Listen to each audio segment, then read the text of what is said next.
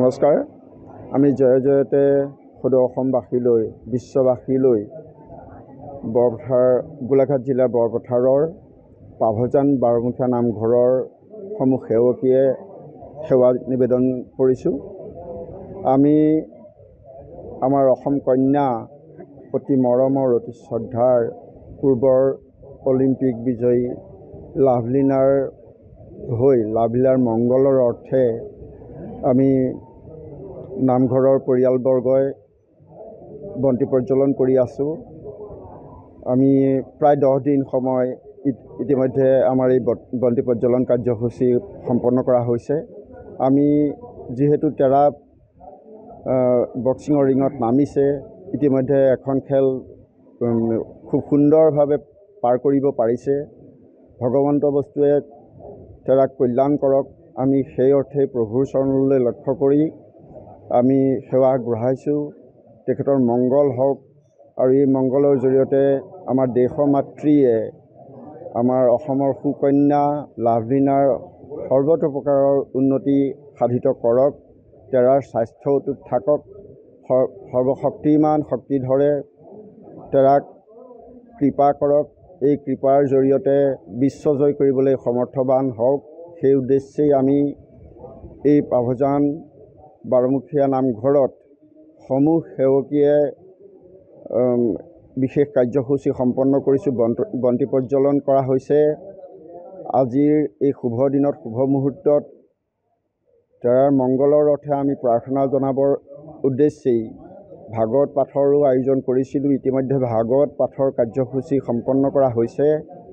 আমি বিশ্ববাসীৰ ওচৰত নিবেদন জনাইছোঁ, আমি ভাৰতবাসীৰ ওচৰত নিবেদন জনাইছোঁ, তেৰাৰ কৃপাৰ অৰ্থে সকলোৱে প্ৰাৰ্থনা কৰক যাতে আমি দেশলৈ গৌৰৱ কঢ়িয়াই আনিব পাৰোঁ। যোৱা অলিম্পিকত লাভলীনাই ব্ৰঞ্জৰ পদক লাভ কৰিবৰ কাৰণে সমৰ্থৱান হৈছিল। আমি এইবাৰ তেৰাই যাতে সোণৰ পদক লাভ কৰিবৰ কাৰণে সক্ষম হয়, তাৰ অৰ্থে ভগৱানৰ ওচৰত প্ৰাৰ্থনা জনাইছোঁ আৰু দেশবাসীক এই অৰ্থে প্ৰাৰ্থনা জনাবৰ কাৰণে আমি সদৌ ৰাইজে প্ৰাৰ্থনা জনাইছোঁ। তেৰাৰ কল্যাণ হওক, দেশৰ কল্যাণ হওক, আমাৰ দেশ চিৰশাশ্বত হওক, বিশ্ববিজয়ী হওক, এইখিনিকে প্ৰভু ভগৱন্তৰ চৰণলৈ নিবেদন জনাইছোঁ। আমাৰ গাঁৱৰ জীয়ৰী লাভলীনা বৰগোহাঁয়ে পেৰিছৰ অলিম্পিকত বক্সিং ৰিঙত কোৱাৰ্টাৰ ফাইনেলৰ কাৰণে যুঁজিবৰ কাৰণে নামিব আৰু কালিলৈ তেওঁৰ প্ৰতিদ্বন্দ্বী হ'ব চীনৰ এগৰাকী প্ৰতিদ্বন্দ্বী।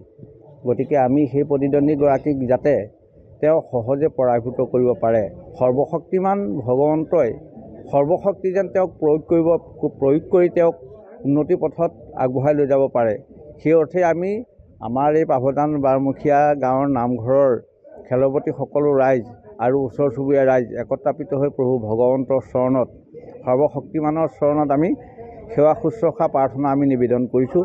আৰু আমি মহাভাগৱত শাস্ত্ৰ আজি তেওঁ মংগলৰ অৰ্থে আমি আজি চৰ্চা কৰি আমি সেৱা আশীৰ্বাদ জনোৱা হৈছে। আৰু লগতে আমি সদৌ অসমবাসীক আমি বিনম্ৰভাৱে জনাইছোঁ যে আমাৰ এই অসম কন্যাগৰাকীক আপোনালোকেও যাতে কালিলৈ খেলখনৰ বাবে আশীৰ্বাদ আৰু প্ৰাৰ্থনা জনাই আৰু অসমৰ লগতে আমাৰ গাঁওখনৰ লগতে দেশৰ এগৰাকী লৌহ কন্যা হৈ জিলিকি আহিব পাৰে, তাৰ বাবে সৰ্বশক্তিমানৰ ওচৰত সকলোৱে প্ৰাৰ্থনা জনাবৰ বাবে আমি সেৱা নিবেদন কৰিছোঁ। কৃষ্ণ। যিকোনো খবৰৰ বাবে যোগাযোগ কৰক 7099017330 আৰু 7099017110 নম্বৰত।